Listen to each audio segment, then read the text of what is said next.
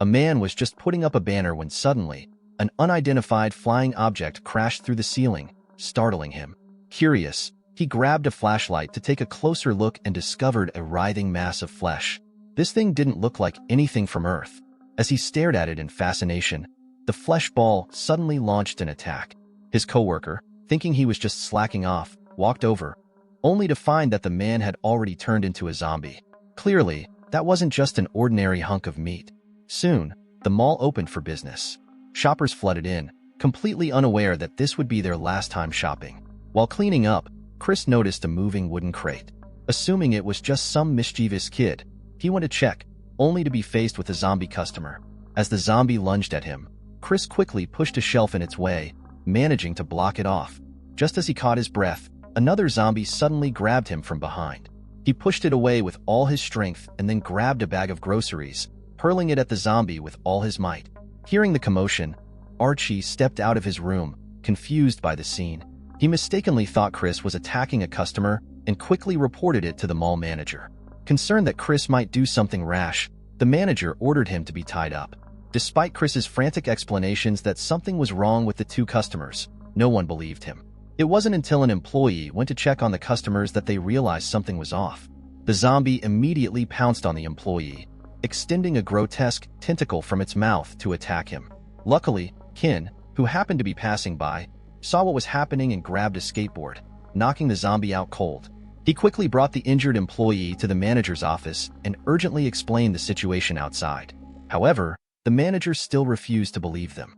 He brushed it off, saying that today was Super Friday and the customers were just getting a bit wild in their rush to grab deals. The female supervisor also chimed in, accusing everyone of making excuses just to get off work early. With a sarcastic tone, she added, "Do you still want to be the employee of the month? Still hoping for that year-end bonus? If we don't hit our sales targets, everyone's pay is getting docked. It seems like bosses everywhere are cut from the same cloth." Brian had no patience for her nonsense and immediately tried to call the police. But no matter how many times he dialed, the call wouldn't go through. Just then, the employee who had been attacked started convulsing violently, green foam bubbling out of his mouth. Seeing this, the supervisor finally began to panic. "Please don't die in the mall. How will we do business if that happens?" she stammered, clearly losing her composure.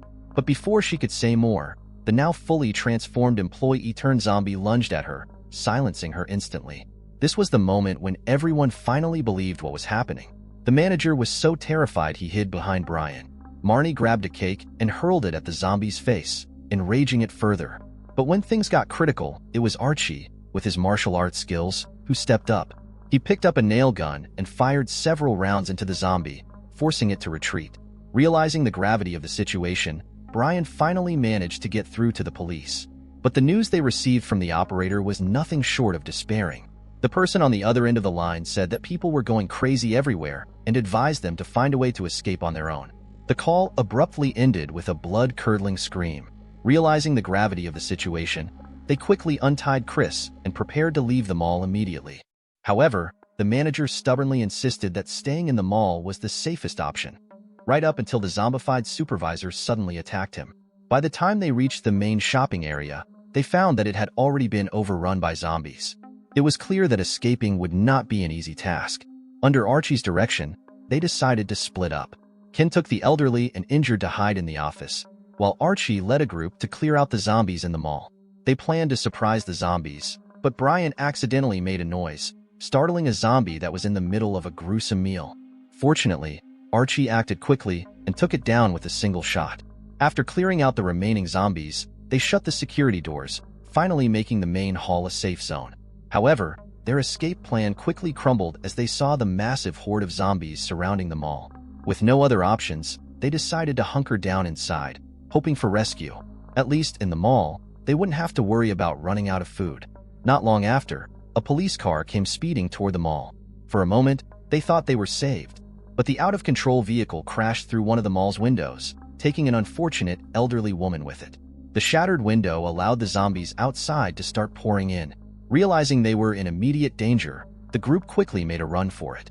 As they dashed through the mall, a zombie suddenly appeared from the side and tackled Chris to the ground.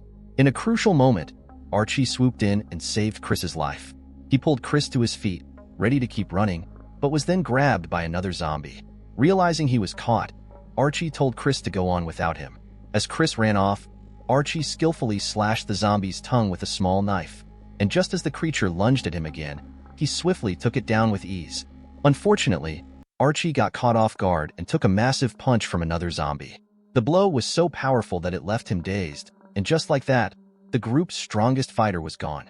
In his final moments, Archie's sacrifice allowed Chris to catch up with the rest of the group and make it safely to the warehouse.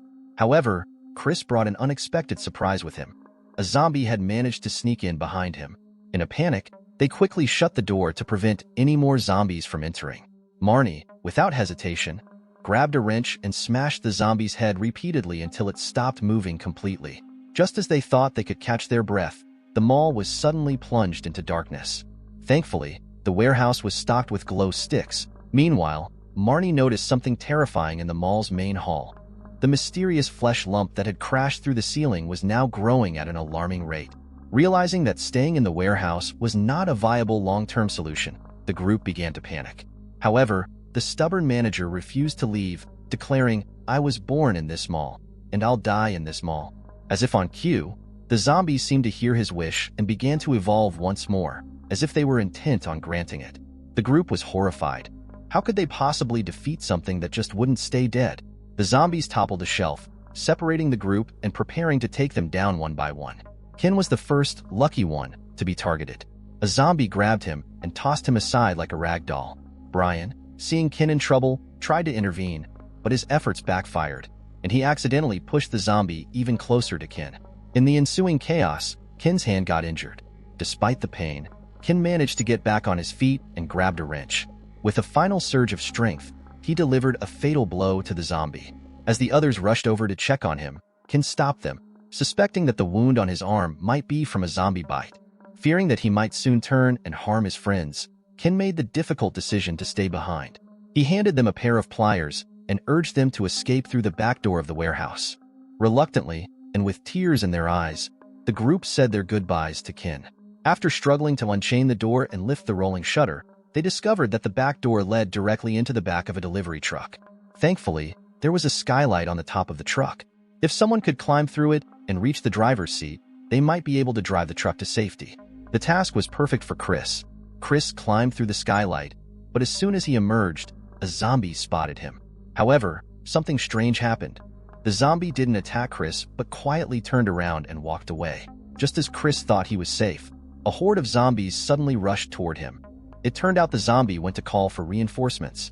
Panicked, Chris scrambled into the truck's driver's seat, only to freeze in realization. He had no idea how to drive a truck like this. Seeing the swarm of zombies closing in, Chris quickly retreated back into the truck's cargo area. When the others learned he couldn't drive, the manager started berating him. The manager's raised voice attracted the attention of the zombies outside. Suddenly, with a violent shake, a zombie tore through the side of the truck and grabbed Marnie. Luckily, Chris grabbed the pliers and managed to cut off the zombie's claws, freeing Marnie just in time. But they all knew the truck wouldn't hold much longer. Realizing their plan was doomed, they decided to abandon the truck and return to the warehouse. Once back inside, the group quickly made their way to the rooftop, hoping they could find a way to escape from there. But to their horror, the grotesque mass of flesh had already broken through the rooftop skylight. The manager, devastated by the sight of his beloved mall turning into such a nightmare, was overwhelmed with grief. This mall was his life's work. In a moment of despair, he made a rash decision.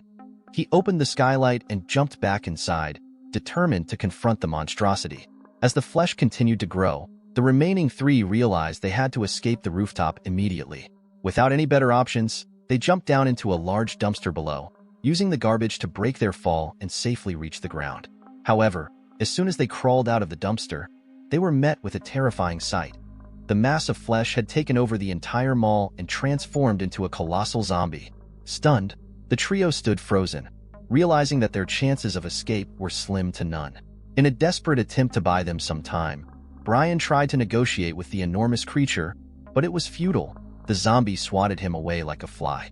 With no functional vehicles in sight, Chris and Marnie realized they might be out of options and resigned to their fate. Just then, Ken suddenly emerged from the mall. Apparently, while waiting for signs of mutation, he realized that he hadn't shown any symptoms, leading him to believe that the wound on his arm might have just been a scratch. Ken pulled out his car keys and offered to get them all out of there safely. But just as they were about to make their move, a massive zombie hurled a chunk of concrete at them, nearly crushing them on the spot. Realizing that escape wasn't an option, they decided to face the creature head-on. To distract the zombie, Ken started dancing in place, drawing its attention. Meanwhile, Chris dashed to a nearby forklift, driving it straight toward the zombie. The zombie soon noticed Chris and shot out a giant tongue. Latching onto the forklift, Chris floored the gas pedal, pulling the zombie into a deadly game of tug-of-war. When the moment was right, Chris released the gas and leaped out of the forklift. The sudden shift in momentum caused the massive zombie to topple over. With the creature down, they quickly got into the car and drove out of the city.